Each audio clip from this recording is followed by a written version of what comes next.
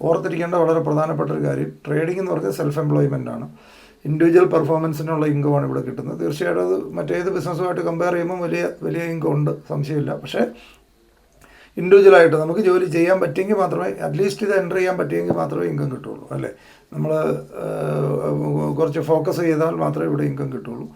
അതോടൊപ്പം നിങ്ങൾ team develop ചെയ്യുന്നത് സീരിയസ് ആയിട്ടൊരു വലിയൊരു എൻ്റർപ്രണറായിട്ട് വളരണം എന്ന് ആഗ്രഹിക്കുന്നുണ്ട്, ടീം ഡെവലപ്പ് ചെയ്യണം. വലിയ ഇൻകം ടാർഗറ്റ് ചെയ്യുന്നവരുണ്ടെന്നുണ്ടെങ്കിൽ തീർച്ചയായിട്ടും നിങ്ങൾ വലിയ ടീം ബിൽഡ് ചെയ്തേ പറ്റുള്ളൂ. കാരണം ഒരു എൻ്റർപ്രണർ ആവണേൽ ഏറ്റവും ആവശ്യം ആദ്യം പല സ്കില്ലുകളും നമ്മൾ ആർജിക്കേണ്ടതായിട്ടുണ്ട്. അതിനകത്ത് ഏറ്റവും ഇമ്പോർട്ടൻറ്റ് സെയിൽസ് സ്കില്ലാണ്. സെയിൽസ് സ്കില്ല്, പീപ്പിൾ സ്കില്ല്, ഇതൊന്നും നമ്മൾ ഒരുപക്ഷെ പീപ്പിൾ സ്കില്ല്, ആൾക്കാരെ വലിയ ടീം ബിൽഡ് ചെയ്യണമെങ്കിൽ കൂടുതൽ ആൾക്കാരെ നമ്മൾ മാനേജ് ചെയ്യാൻ പഠിക്കണം. അത് ആൾക്കാരെ ലീഡ് ചെയ്യണമെങ്കിൽ ആൾക്കാരെ ഡീൽ ചെയ്യാൻ ആദ്യം പഠിക്കണം. ആൾക്കാരെ ഡീൽ ചെയ്യുന്ന അവരവരുടെ വീട്ടിൽ തന്നെ പലപ്പോഴും 3-4 പേര് ഉള്ള വീട്ടിൽ തന്നെ നമുക്ക് മാനേജ് ചെയ്യാൻ പല ആൾക്കാർക്ക് ചിലപ്പം പരിചയം ഉണ്ടാവില്ല. അപ്പോൾ അവിടുന്ന് നമ്മൾ ആൾക്കാരെ ലീഡ് ചെയ്യാൻ, പബ്ലിക്കിലേക്ക് ടീം ബിൽഡ് ചെയ്യണമെന്നുണ്ടെങ്കിൽ നമ്മൾ ഒത്തിരി പുതിയ സ്കില്ല് ആർജിക്കേണ്ടതായിട്ടുണ്ട്. നമ്മൾ ഒരു മനുഷ്യനെ ഇഷ്ടപ്പെടുന്ന ഒരു വ്യക്തിയായി മാറണം. ആൾക്കാരെ ഇഷ്ടപ്പെടുക, പലതരത്തിലുള്ള ആൾക്കാരാണ് വരുന്നത്, അവരെ ക്ഷമയോടുകൂടി കാര്യങ്ങൾ പറഞ്ഞു കൊടുക്കാൻ പറ്റുക. ഓരോരുത്തരും ഇവിടെ പഠിച്ച കാര്യങ്ങൾ നമ്മൾ ചെയ്യുക, അടുത്തൊരാളെ നാളെ കൊണ്ട് ഇവിടെ ഇരുത്തി പഠിപ്പിക്കുന്നതല്ലാതെ നമ്മൾ പഠിച്ച കാര്യങ്ങൾ, നമ്മളിന്ന് മനസ്സിലാക്കിയ കാര്യങ്ങൾ പരമാവധി ചെയ്യാൻ ശ്രമിക്കുക, ചെയ്ത കാര്യങ്ങൾ മറ്റുള്ള ആൾക്കാർ പറഞ്ഞു കൊടുക്കാൻ ശ്രമിക്കുക. നമ്മൾ രാവിലത്തെ ക്ലാസ് കൊണ്ട് എല്ലാം തിയറിയല്ല, പ്രാക്ടിക്കലായിട്ട് ചെയ്യുമ്പോൾ പലതരത്തിലുള്ള ചോദ്യങ്ങൾ വരും. അതെല്ലാം ടീം ലീഡേഴ്സ് ഓരോരുത്തരും ഹാൻഡിൽ ചെയ്യുക. അല്ല, എക്സ്പീരിയൻസ് ഉള്ള ധാരാളം പേര് നിങ്ങളെ ഇവിടെ ഇൻട്രൊഡ്യൂസ് ചെയ്തിരിക്കുന്നവരൊക്കെ മാസങ്ങളായിട്ട് അറ്റൻഡ് ചെയ്തുകൊണ്ടിരിക്കുന്നവരും ഇതൊക്കെ ചെയ്തുകൊണ്ടിരിക്കുന്നവരാണ്. ബേസിക്കായിട്ടുള്ള എല്ലാ കാര്യങ്ങളും അവർക്ക് സപ്പോർട്ട് തരാൻ പറ്റും. അത് കൃത്യമായിട്ട് ചെയ്യുക. എപ്പോഴും ഓർത്തിരിക്കുക, നമ്മൾ ചെയ്തുകൊണ്ടിരിക്കുന്ന ഒരു ബിസിനസ് വേറൊരാളെടുത്ത് പ്രസൻറ്റ് ചെയ്യാൻ എന്നുള്ളതാണ് ഏറ്റവും ഇമ്പോർട്ടൻ്റ് ആയിട്ടുള്ള കാര്യം. ഒരു എൻ്റർപ്രണറായിട്ട് നമ്മൾ വളരണമെന്നുണ്ടെങ്കിൽ ഏറ്റവും ഇമ്പോർട്ടൻറ്റ് നമ്മൾ ചെയ്തുകൊണ്ടിരിക്കുന്നത് എന്താണ്. നിങ്ങൾ BNI എന്ന് പറഞ്ഞ ഒരു ഇതിനെക്കുറിച്ച് നിങ്ങൾ കേട്ടിട്ടുണ്ടാകും. BNIയിൽ പോലും പോകുന്ന ആൾക്കാരിൽ എല്ലാവർക്കും ബിസിനസ് ഉണ്ടാക്കാറില്ല. അവിടെ എല്ലാവരും സെയിം ഫീസ് 30,000, 35,000, 40,000 രൂപ കൊടുത്തൊരു വർഷത്തേക്ക് ഫീസ് കൊടുത്തിട്ട് ജോയിൻ ചെയ്യാമെന്നാണ്. പക്ഷേ അതിനകത്തും അവിടെയും എല്ലാവരും നേട്ടം ഉണ്ടാക്കുകയില്ല. ആരാണ് നേട്ടം ഉണ്ടാക്കുന്നത്? അവിടെ ചെന്ന് അവരുടെ മോർണിംഗ് മീറ്റിംഗ്, ബ്രേക്ക്ഫാസ്റ്റ് മീറ്റിങ്ങിൽ രാവിലെ 1 മിനിറ്റ് കൊണ്ട് അവരുടെ ബിസിനസ് എന്താണെന്ന് മറ്റുള്ളവരോട് എക്സ്പ്ലെയിൻ ചെയ്യാൻ പറ്റുന്നവർക്ക് മാത്രമേ കിട്ടാറുള്ളൂ.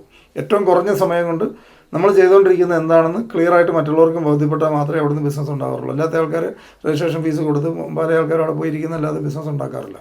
അപ്പോൾ എപ്പോഴും മനസ്സിലാക്കുക, നമ്മളൊരു എൻ്റർപ്രണർ ആണെങ്കിൽ ആദ്യം വേണ്ടത് നമ്മുടെ ബിസിനസ് എന്താണ് എന്ന് വേറൊരാളോട് പറഞ്ഞ് ഈസിയായിട്ട് മനസ്സിലാക്കാൻ സാധിക്കണം. അതിനുള്ള സ്കില്ല് നമ്മൾ ഉണ്ടാക്കിയെടുക്കണം, ഇമ്പ്രൂവ് ചെയ്യണം. അതിന് നമ്മൾ കുറേ ക്ഷമ കാണിക്കണം. നമ്മൾ ട്രെയിനിങ്ങുകൾ അറ്റൻഡ് ചെയ്യണം.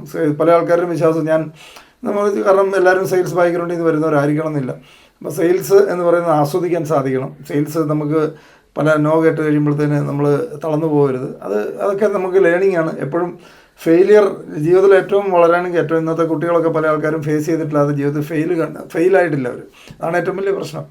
ഫെയിലാവാൻ ഏറ്റവും കൂടുതൽ ചാൻസ് സെയിൽസിലാണ്. കാരണം നമ്മൾ അപ്രോച്ച് ചെയ്യുന്നത്, നമ്മൾ പ്രതീക്ഷിക്കുന്ന ആൾ, നമ്മൾ വളരെ പ്രതീക്ഷിച്ച ആൾ, നിങ്ങൾ പല ആൾക്കാരും വളരെ പ്രതീക്ഷിച്ച് വന്നിട്ടുണ്ടാകും. ഇന്ന ആൾക്കാർക്ക് ഞാൻ എന്ത് പറഞ്ഞു കഴിഞ്ഞാലും ഞാൻ അവന് ഒത്തിരി ഉപകാരം ചെയ്തിട്ടുള്ളതാണ്, ഞാൻ എന്ത് പറഞ്ഞാലും അങ്ങേര് കേട്ടോളൂ, ഇങ്ങനെയൊക്കെയുള്ള ധാരണകളുണ്ടാവും. പക്ഷേ നിങ്ങൾ ചിലപ്പോൾ ലക്ഷക്കണക്കിന് രൂപ ചോദിച്ചാൽ തരുന്ന ഒരാൾ ചിലപ്പം ബിസിനസ് നിങ്ങൾ പറഞ്ഞു കഴിഞ്ഞാൽ ചിലപ്പോൾ റിജക്ഷൻ ആയിരിക്കും ഉണ്ടാകുന്നത്. അത് നിങ്ങളോടുള്ള അതിർത്തിയൊന്നുമല്ല, അവർക്ക് ഉണ്ടാകുന്ന അവരുടെ സെൽഫ് എസ്റ്റീം കുറവുകൊണ്ടായിരിക്കാം, അവർക്ക് കോൺഫിഡൻസ് കുറവുണ്ടായിരിക്കാം, അല്ലെങ്കിൽ അവർക്ക് ഇങ്ങനത്തെ ആക്ടിവിറ്റി ചെയ്താൽ അവർ വിജയിക്കില്ലെന്നുള്ള വിശ്വാസം കൊണ്ടായിരിക്കാം. പല റീസൺസ് ആയിരിക്കാം. അവർ പറയുന്നതായിരിക്കണം എന്നില്ല.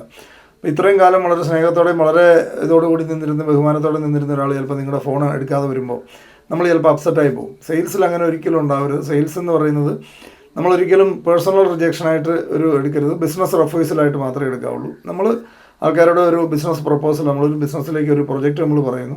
ആ പ്രൊജക്റ്റ് ഒരുപക്ഷെ നമ്മളുടെ അവതരണത്തിൻ്റെ കുഴപ്പമാവാം, നമ്മൾ ഇമ്പ്രൂവ് ചെയ്യാന്നുള്ളതേ ഉള്ളൂ. നമ്മളൊരിക്കലും മറ്റുള്ളവരുടെ ബിഹേവിയറിനനുസരിച്ച് നമ്മൾ അഫക്റ്റഡ് ആവരുത്.